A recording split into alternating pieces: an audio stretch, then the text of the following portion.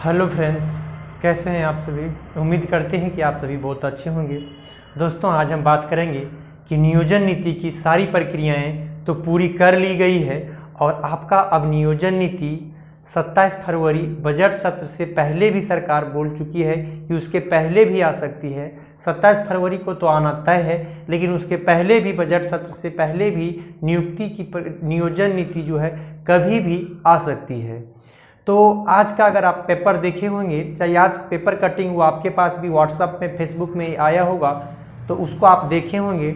इसमें से स्पष्ट रूप से ये कहा जा रहा है कि नियुक्ति की जो प्रक्रिया है नियोजन नीति, वह 2016 से पहले वाला ही नियोजन नीति रखा जा रहा है। लगभग वही चीज़ें को रखा जा रहा है 2016 से पहले वाले नियुक्ति। सरकार इस 2016 से पहले की नियोजन नीति इसलिए रख रही है क्योंकि ये जो है, अगर सरकार अपने पे अभी रिस्क लेने के मुंड में नहीं दिख रही है, क्योंकि इसका 3 साल कार्यकाल बीत चुका है और उसका अधिकतर समय अब बीत चुका है। और अगर इस तरीके से अगर फिर से नए सिरे से बनाएंगे तो काफ़ी टाइम लग सकती है। सरकार बिल्कुल भी रिस्क लेने के मुंड में नहीं दिख रही है और कम से कम 1985 की जहाँ तक बात की जाए तो वो विपक्ष की सरकार लाई थी, इसलिए उसको तो नहीं रख सकती है। लेकिन 2016 के से पहले जो नियुक्ति की प्रक्रियाएं थी उसी को प्राथमिकता दे रही है सरकार। और उसमें से कम सरकार ये चाह रही है कि कम से कम अगर देखा जाए तो हाई कोर्ट, सुप्रीम कोर्ट में ये जो नियुक्ति की प्रक्रिया अगर 2016 को ही आधार मान लिया जाए तो कम से कम अगर ना हाई कोर्ट और ना सुप्रीम कोर्ट कहीं पर ये फंसे नहीं, और ये कम से कम फंसे नहीं। और अगर कहीं किसी भी तरीके से कोई ये नियोजन नीति अगला जो बन के आएगी, अगर कहीं नियोजन नीति फंसती है तो सरकार बिल्कुल भी रिस्क लेने के मुंड में नहीं दिख रही है। इस वजह से आप लोगों को जो आधार माना जा रहा है वो नियोजन की प्रक्रिया वह 2016 को ही रखा जा रहा है। लगभग ये मतलब तय हो चुका है।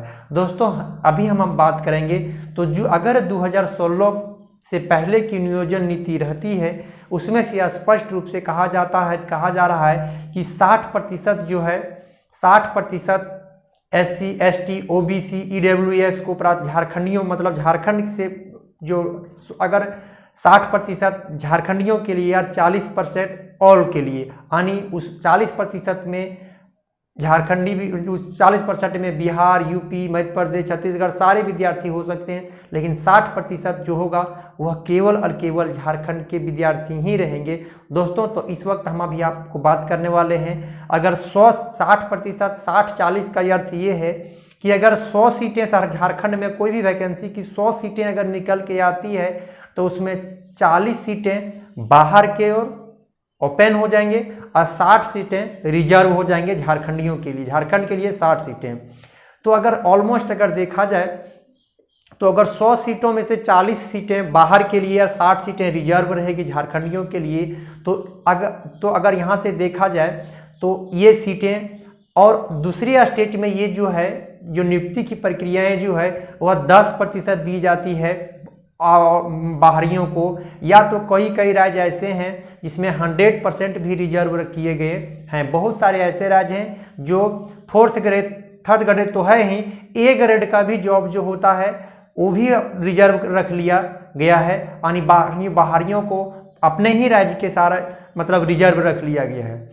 और आप एक न्यूज को अभी आप और देखे होंगे कि बिहार में एक टीचर की बहाली आई हुई है, जिसमें से वो स्पष्ट रूप से कही जा रही है कि भारत का नागरिक होना चाहिए और बिहार का निवासी होना चाहिए, मतलब बिहार राज्यों से ही बिलोंग करना चाहिए, तभी आप उस फॉर्म को फिलअप कर सकते हैं। तो अगर बाहर के राज्यों में झारखंडियों को, चाहे बाहरी राज्यों को नहीं दिया जा रहा है, मतलब 100% रिजर्व रखा जा रहा है, तो फिर झारखंडियों में 40%, झारखंड के वैकेंसी में 40% बाहरी को क्यों प्राथमिकता दी जा रही है? अगर 100 सीटें निकलती है जिसमें से 60 गो रहेगा झारखंड और 40 गो रहेगा बाहर। जब से झारखंड का निर्माण हुआ है लगभग 22 साल तो बीत चुके हैं, तो तब से अगर देखा जा रहा है तो झारखंड में जो ज़्यादा तक जो गवर्नमेंट जॉब में है वह बाहर के लोग ही हैं, झारखंडी कम है। इसलिए यहाँ पर कोयला, बालू, खदान जो भी है सब भी यहाँ पर मतलब क्या समझते हैं कि यहाँ से लूट करके ले जाना है। इसलिए जितना भी लोग बाहरी आकर के बसे हुए हैं, है ना, बाहरी लोग आकर के बसे हुए हैं, वो कभी नहीं चाहते हैं कि केवल झारखंडियों के लिए नियोजन नीति बने।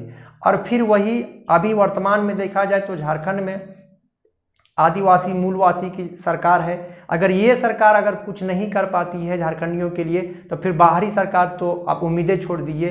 तो इस प्रकार से झारखंडी कौन झारखंडी है, झारखंड में कौन झारखंडी है, किसको मतलब झारखंड का लाभ मिलना चाहिए, ये कब तय होगा। इस पर हेमंत सरकार पर उम्मीद था कि यह सरकार जो है वह झारखंडी है, मूलवासी है, झारखंड निवासी है, तो ये कुछ करेगी। लेकिन इस सरकार में 3 से 3.5 साल के आसपास बीत चुके हैं, लेकिन आज तक न कौन झारखंडी है, न झारखंड में कौन बाहरी है, इसका भी अभी तक कोई पता नहीं चल पाता है। और दूसरे स्टेट में अगर देखा जाए तो जो भी वैकेंसी निकल के आती है उसमें से 100% और नहीं तो बाहरियों को 10% दिया जाता है। और झारखंड ही ऐसा राज्य है कि 40% तक छूट दिया जा रहा है। तो इसको अगर देखा जाए तो ये झारखंडियों के विद्यार्थियों के साथ सबसे पहले तो 2017 के बाद से कोई वैकेंसी नहीं आना, और आई भी है तो इसमें देखा जाए तो बाहरियों को अगर देखते होंगे दिन प्रतिदिन में बिहार में खास करके हर जगह होता है कि अगर होने लगा है कि अगर वैकेंसी निकलती है, एग्जाम्स होती है तो ब्लूटूथ वगैरह, तो इस कदर देखा जाए तो बाहरी लोग रहेंगे तो फिर से पेपर को फंसाएंगे, मतलब कटअप हाई कर देंगे, ब्लूटूथ लेकर के लगा के आना, चाहे और भी किसी तरीके से पेपर चोरी की मामला होगा तो खास करके ज़्यादातर वो देखा जाए तो बिहार में ही होती है। अगर बिहार की विद्यार्थी झारखंड में आती है तो उस तरीके से घटना देखने को यहाँ पर भी मिलेगा, क्योंकि जब बिहार में नहीं रुक रही है तो बिहारी विद्यार्थी अगर यहाँ आएंगे तो ऐसा जरूर देखने को मिलेगा। और इस परिस्थिति में अगर देखा जाए तो झारखंड में फिर से बाहरी लोगों की आने की तादाद सरकारी नौकरी में लगी हुई रहेगी। इसलिए झारखंड सरकार को इसमें कुछ अगर देखा जाए तो नियुक्ति प्रक्रिया अगर शुरू हो रही है तो उसका हम भी स्वागत करते हैं, वेलकम करते हैं, लेकिन इस पर भी कुछ रिस्ट्रिक्शन लगना चाहिए या नहीं लगना चाहिए, तो इस पर भी सरकार को थोड़ा सा गंभीरता से सोचनी चाहिए कि क्या किया जाए कि केवल झारखंड के विद्यार्थियों को ही यहाँ पर प्राथमिकता मिली सरकारी जॉब में, कम से कम 3rd और 4th ग्रेड की नौकरी में केवल झारखंड के लोग ही रहे। तो सरकार को कहीं ना कहीं इस पर थोड़ा सा संज्ञान लेना होगा। ठीक है, आप नियुक्ति प्रक्रिया शुरू कर रहे हैं, वेलकम हम भी करते हैं उसका, लेकिन ये चीज़ें नहीं होनी चाहिए। तो झारखंडियों के भी विषय में थोड़ा सा कुछ और भी रिस्ट्रिक्शन इसमें लगाना चाहिए ताकि केवल झारखंड निवासी मूलवासी का ही इसमें जॉब हो। ज़्यादा से ज़्यादा इसी का प्राथमिकता देनी चाहिए।